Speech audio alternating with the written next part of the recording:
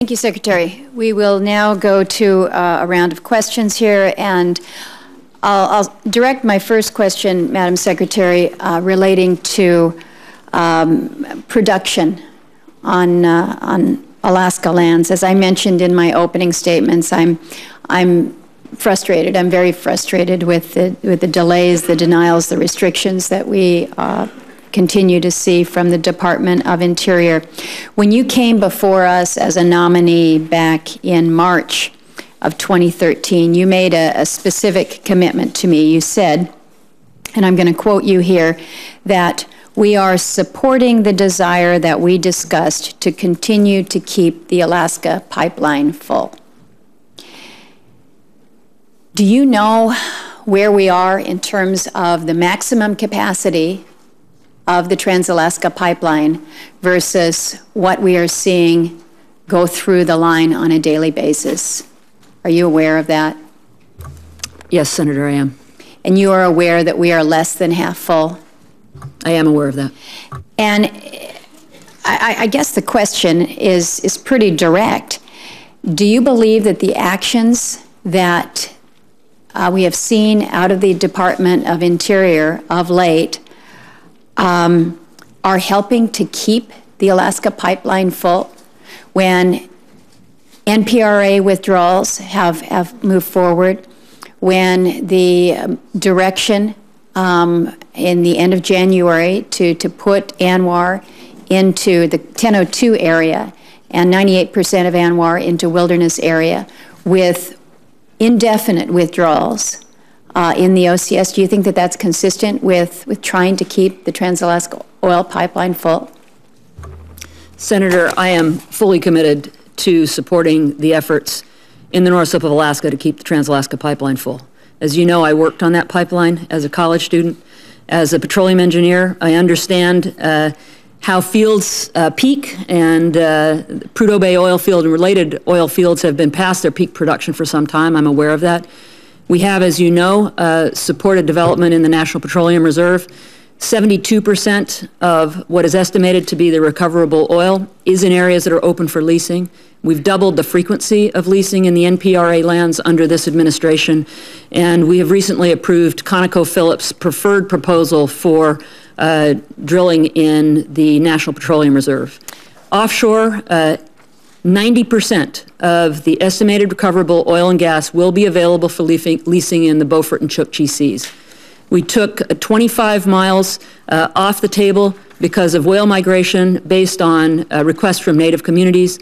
The Hannah Shoal area, which has a handful of validated existing leases which will remain. The balance of it we took off the table because it is very, very sensitive ecologically. And we took other areas in Barrows Canyon and off Kaktovik because of village concerns about subsistence, largely whaling. But you would recognize, Secretary, that particularly as it related to the Hannah Shoal, in terms of consultation, most specifically with the whalers who use that area, that they saw no consultation there, that is part of the frustration, that areas that are then put into indefinite withdrawal are done so without consultation, that it's more than just making leases available, that if access is denied to those leases, it doesn't make any difference whether or not you have sold those leases. It's all about being able to access them. Let me move to a second question here. And this relates to my ongoing frustration on behalf of the people of King Cove. You made that decision to abandon the opportunity for a roughly 300-to-1 exchange to facilitate a 10-mile, one-lane gravel non-commercial use road so that isolated community could gain access to an all-weather airport. You made that decision December 23rd of 2013. Do you know when King Cove saw its most recent medevac? I'm not aware of their most recent medevac. It was Sunday night. Do you know how many medevacs have been carried out so far in 2015? I do not. There's been 5 where 23rd of February now, there's been 5. Do you know how many medevacs were carried out last year? No. There were 16. 6 were Coast Guard, 10 were non-Coast Guard. Do you know how many medevacs have been carried out since you rejected the road? No. 21 medevacs. 7 Coast Guard, 14 non-Coast Guard. Now, as you and I know, it's not the Coast Guard's mission to provide medevac services, but they do it because they are the only ones that are available to get in. And the easiest, most direct way to help save these lives would be this 1-lane gravel, non-commercial use, 10-mile road that you continue to just ignore. So the question to you is, what have you included within this budget to help the people of King Cove? What have you actually done over these past 14 months to fulfill the promise that you made? Because you said that you've concluded that other methods of transport remain that could be improved to meet community needs. What has been done to help the people? I'm over time. May I have a few minutes to answer? Please. As we've talked, Senator, we have engaged conversations with the Corps of Engineers about alternatives, negotiating an MOU with them. It is, I think, approximately 40 miles between King Cove and Cold Bay if you drive. There is 10 miles through the refuge. The balance. We already have most of that road built. And as I have spoken with people in the community, when you and I were both there, it is very difficult in harsh weather conditions to move around that territory, period. So I have worked with the Corps of Engineers. We're continuing to do that, to look at alternatives, such as helicopter services between Cold Bay and the end of the road that is built, as you reference, because the topography is quite different from the King Cove Airport. We are willing to work with the community on other water-based transportation methods to cover that 6 miles from the end of that road to Cold Bay.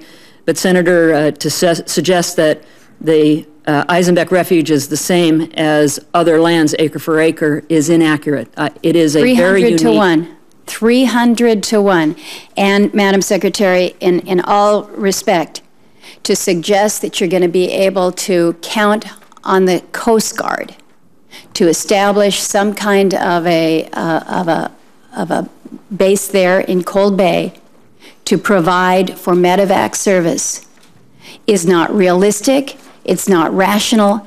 The Coast Guard knows that, and you know that. And to suggest that 14 months now have gone by, we don't have anything in the budget to address it, as you have promised that you would do, and in the meantime, 21 medevacs